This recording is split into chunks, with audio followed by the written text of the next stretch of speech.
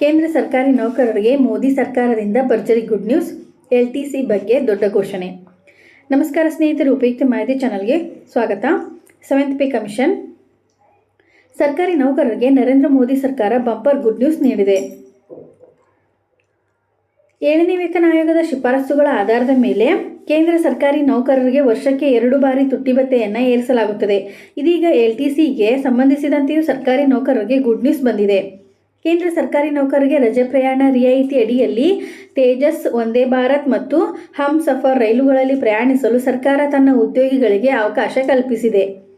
LTC ಅಡಿಯಲ್ಲಿ ವಿವಿಧ premium ರೈಲುಗಳ ಸ್ವೀಕಾರಾರ್ಹತೆ ಬಗ್ಗೆ ಸಿಬ್ಬಂದಿ ಮತ್ತು ತರಬೇತಿ ಇಲಾಖೆ ವಿವಿಧ ಕಚೇರಿಗಳು ಅಥವಾ ವ್ಯಕ್ತಿಗಳಿಂದ ಹಲವಾರು ಸಲಹೆಗಳನ್ನು ಸ್ವೀಕರಿಸಿದ ನಂತರ ಈ ನಿರ್ಧಾರ ಕೈಗೊಳ್ಳಲಾಗಿದೆ ಎಂದು ತಿಳಿದುಬಂದಿದೆ.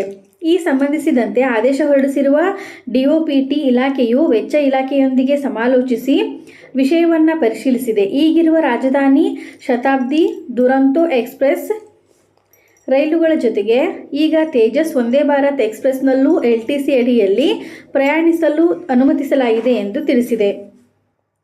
ಸರ್ಕಾರಿ ನೌಕರರ ಅರ್ಹತೆಗೆ ಅನುಗುಣವಾಗಿ LTC ಅಡಿಯಲ್ಲಿ ಹಮ್ಸಫರ್ ಎಕ್ಸ್ಪ್ರೆಸ್ ರೈಲುಗಳಲ್ಲಿ ಪ್ರಯಾಣಿಸಬಹುದು. ಇದಲ್ಲದೆ LTC ಅಡಿಯಲ್ಲಿ ಇತರ ಪ್ರಯಾಣ ಟಿಕೆಟ್ಗಳ ವೆಚ್ಚವನ್ನು ಸಹ ಹಿಂದಿರುಗಿಸುತ್ತಾರೆ. ಇದೇ ರೀತಿ ಮಾಹಿತಿಗಾಗಿ ನಮ್ಮ ಚಾನಲನ್ನು ಸಬ್ಸ್ಕ್ರೈಬ್ ಆಗಿ ಮತ್ತು ಶೇರ್ ಮಾಡಿ. ಧನ್ಯವಾದಗಳು. EPFO ಹೊಸ ನಿಯಮ. ಈ ಕೆಲಸವನ್ನು ಜನವರಿ 15ರೊಳಗೆ ಮಾಡಲೇಬೇಕು. ನಮಸ್ಕಾರ ಸ್ನೇಹಿತರು, ಉಪಯುಕ್ತ ಮಾಹಿತಿ ಚಾನಲ್ಗೆ ಸ್ವಾಗತ.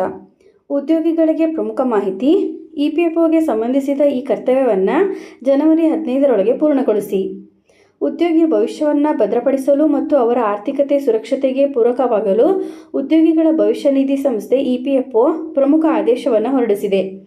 EPFOಯ UAN ಸಾರ್ವತ್ರಿಕ ಖಾತೆ ಸಂಖ್ಯೆಯನ್ನು ಸಕ್ರಿಯಗೊಳಿಸುವ ಮತ್ತು ಬ್ಯಾಂಕ್ ಖಾತೆಯೊಂದಿಗೆ ಆಧಾರ್ ಲಿಂಕ್ ಮಾಡುವ ಪ್ರಕ್ರಿಯೆಯನ್ನು ಪೂರ್ಣಗೊಳಿಸಲು 2025 ಜನವರಿ 15ರ ಅಂತಿಮ ಗಡುವು ನಿರ್ಧರಿಸಲಾಗಿದೆ. ಈ ಆದೇಶ ಪ್ರಮುಖದ ಅಂಶಗಳೇನು, UAN ಸಂಖ್ಯೆಯನ್ನು ಸಕ್ರಿಯಗೊಳಿಸುವುದು ಹೇಗೆ ಎಂಬ ಸಂಪೂರ್ಣ ಮಾಹಿತಿ ಇಲ್ಲಿದೆ.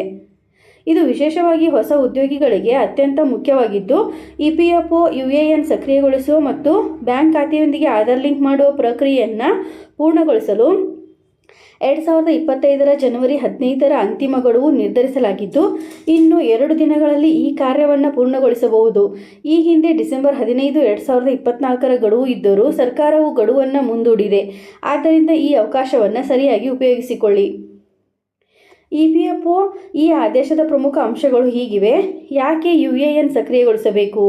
EPFO ಸದಸ್ಯರು ಸರ್ಕಾರದ ಉದ್ಯೋಗ ಲಿಂಕ್ಸ್ ಇನ್ಸೆಂಟಿವ್ ಯೋಜನೆಯಡಿ ಲಭ್ಯವಿರುವ ಅನೇಕ ಪ್ರಯೋಜನಗಳನ್ನು ಪಡೆಯಲು UAN ಸಕ್ರಿಯಗೊಳಿಸುವುದು ಮುಖ್ಯ. ಇದು ಉದ್ಯೋಗ ಸೃಷ್ಟಿಯನ್ನು ಉತ್ತೇಜಿಸಲು ಮತ್ತು ಹೊಸ ಉದ್ಯೋಗಿಗಳಿಗೆ ಆರ್ಥಿಕ ನೆರವು ನೀಡಲು ಉದ್ದೇಶಿತ ಯೋಜನೆಯಾಗಿದೆ. ಬ್ಯಾಂಕ್ ಖಾತೆ ಮತ್ತು ಆಧಾರ್ ಲಿಂಕ್ಗಳ ಆದ್ಯತೆ. EPFO ಎಲ್ಲ ಸದಸ್ಯರು ತಮ್ಮ ಬ್ಯಾಂಕ್ ಖಾತೆಗಳಿಗೆ ಆಧಾರ್ ಲಿಂಕ್ ಮಾಡುವುದು ಕಡ್ಡಾಯವಾಗಿದೆ. ಇದರಿಂದ ಅವರ PF ಕಾರ್ಯಗಳು ಸುಗಮವಾಗುತ್ತವೆ ಮತ್ತು EPFOನ ಅಡಿಯಲ್ಲಿ ಇರುವ ಇತರ ಸೇವೆಗಳ ಲಾಭವನ್ನು ಪಡೆಯಲು ಸಾಧ್ಯವಾಗುತ್ತದೆ. ಈಗಾಗಲೇ 3-4 ಬಾರಿ ಗಡುವು ವಿಸ್ತರಣೆಯಾಗಿದೆ. UAN ಸಕ್ರಿಯಗೊಳಿಸಲು ಮೊದಲ ಗಡುವು 2024ರ ನವೆಂಬರ್ 30 ಎಂದು ಘೋಷಿಸಲಾಗಿತ್ತು. ನಂತರ ಇದನ್ನು 2024ರ ಡಿಸೆಂಬರ್ 15ಕ್ಕೆ ವಿಸ್ತರಿಸಲಾಯಿತು. ಇದೀಗ EPFO ಜನವರಿ 15, 2025ರೊಳಗೆ ಅಂತಿಮ ಗಡುವು ನೀಡಿದ್ದು, ಇದನ್ನು ಪುನಃ ವಿಸ್ತರಿಸುವ ಸಾಧ್ಯತೆ ಕಡಿಮೆ ಇದೆ. ELI ಯೋಜನೆ ಒಂದು ಹೊಸ ದೃಢ ಕ್ರಮವಾಗಿದೆ. 2024ರ ಬಜೆಟ್ನಲ್ಲಿ ಘೋಷಿತ ಎಂಪ್ಲಾಯ್ಮೆಂಟ್ ಲಿಂಕ್ಸ್ ಇನ್ಸೆಂಟಿವ್ ಯೋಜನೆ ಹೊಸ ಉದ್ಯೋಗ ಸೃಷ್ಟಿಯನ್ನು ಉತ್ತೇಜಿಸಲು ಸರ್ಕಾರದ ಪ್ರಮುಖ ಯೋಜನೆಯಾಗಿದೆ. ಈ ಯೋಜನೆಯು 3 ವಿಭಾಗಗಳಾಗಿ ವಿಂಗಡಿಸಲ್ಪಟ್ಟಿದ್ದು, A, B ಮತ್ತು C ಪ್ರಕಾರಗಳಲ್ಲಿ ವರ್ಗೀಕರಿಸಲಾಗಿದೆ. ಈ ಯೋಜನೆಯ ಪ್ರಮುಖ ಉದ್ದೇಶ ಉದ್ಯೋಗದ ಸೃಜನಶೀಲತೆಗೆ ಉತ್ತೇಜನ ನೀಡುವ ಜೊತೆಗೆ ಹೊಸ ಉದ್ಯೋಗಿಗಳಿಗೆ ಆರ್ಥಿಕ ನೆರವನ್ನು ಒದಗಿಸುತ್ತದೆ. UAN ಸಂಖ್ಯೆಯನ್ನು ಸಕ್ರಿಯಗೊಳಿಸುವುದು. ಈ EPFOನ ಅಧಿಕೃತ ವೆಬ್ಸೈಟ್ಗೆ ಭೇಟಿ ನೀಡಿ ಸೇವೆಗಳ ವಿಭಾಗದಲ್ಲಿ ಉದ್ಯೋಗಿಗಳಿಗಾಗಿ ಸದಸ್ಯತ್ವ UAN ಆನ್ಲೈನ್ ಮೂಲಕ ವಿಭಾಗದ ಅಡಿಯಲ್ಲಿ ಆಕ್ಟಿವೇಟ್ UAN ಆಯ್ಕೆಯನ್ನು ಆಯ್ಕೆ ಮಾಡಿಕೊಂಡು ಆಧಾರ್ ಸಂಖ್ಯೆ, ಹುಟ್ಟಿದ ದಿನಾಂಕ, ನೋಂದಾಯಿತ ಮೊಬೈಲ್ ಸಂಖ್ಯೆ ಮತ್ತು ಇತರ ಮಾಹಿತಿಗಳನ್ನು ನಮೂದಿಸಿ OTP ಮೂಲಕ ದೃಢೀಕರಣ ಮಾಡಿಕೊಂಡು ಈ ಪ್ರಕ್ರಿಯೆಯನ್ನು ಪೂರ್ಣಗೊಳಿಸಬಹುದು. ATM ಮೂಲಕ PF ಡ್ರಾ ಮಾಡುವ ಅವಕಾಶ ಕಲ್ಪಿಸಿಕೊಡಲಾಗುವುದು. EPFO ತನ್ನ ನೂತನ 3.0 ಯೋಜನೆಯಡಿ PF ಹಣವನ್ನು ATM ಮೂಲಕ ಹಿಂತೆಗೆದುಕೊಳ್ಳುವ ವ್ಯವಸ್ಥೆಯನ್ನು ಆರಂಭಿಸಲು ಯೋಜನೆ ನಿರ್ಧರಿಸಿದೆ.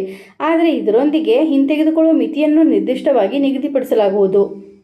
ಉದ್ಯೋಗಿಗಳ ಕೊಡುಗೆಗಳ ಮೇಲೆ ಹೆಚ್ಚುವರಿ ಅವಕಾಶ ನೀಡಲಾಗುತ್ತದೆ. ಕಾರ್ಮಿಕ ಸಚಿವಾಲಯವು ಪ್ರಸ್ತುತ ಇರುವ 12% PF ಕೊಡುಗೆ ಮಿತಿಯನ್ನು ಹೆಚ್ಚಿಸಲು ಪರಿಗಣಿಸುತ್ತಿದೆ. ಇದು ಉದ್ಯೋಗಿಗಳಿಗೆ ತಮ್ಮ ಹಣಕಾಸಿನ ಗುರಿಗಳನ್ನು ಸುಲಭವಾಗಿ ತಲುಪಲು ಸಹಾಯ ಮಾಡುತ್ತದೆ. ಉದ್ಯೋಗಿಗಳೇ, ನಿಮ್ಮ ಆರ್ಥಿಕ ಭದ್ರತೆಗಾಗಿ ಈ ಮಾರ್ಗಸೂಚಿಗಳನ್ನು ಪಾಲಿಸಿ. ನಿಮ್ಮ UAN ಅನ್ನು ಸಕ್ರಿಯಗೊಳಿಸಿ, ಬ್ಯಾಂಕ್ ಖಾತೆ ಆಧಾರ್ ಲಿಂಕ್ ಮಾಡಿ ಮತ್ತು EPFO ಎಲ್ಲ ಪ್ರಯೋಜನಗಳನ್ನು ಪಡೆದುಕೊಳ್ಳಿ. ಇದೇ ರೀತಿ ಮಾಹಿತಿಗಾಗಿ ನಮ್ಮ ಚಾನಲನ್ನು ಸಬ್ಸ್ಕ್ರೈಬ್ ಆಗಿ ಮತ್ತು ಶೇರ್ ಮಾಡಿ. ಧನ್ಯವಾದಗಳು.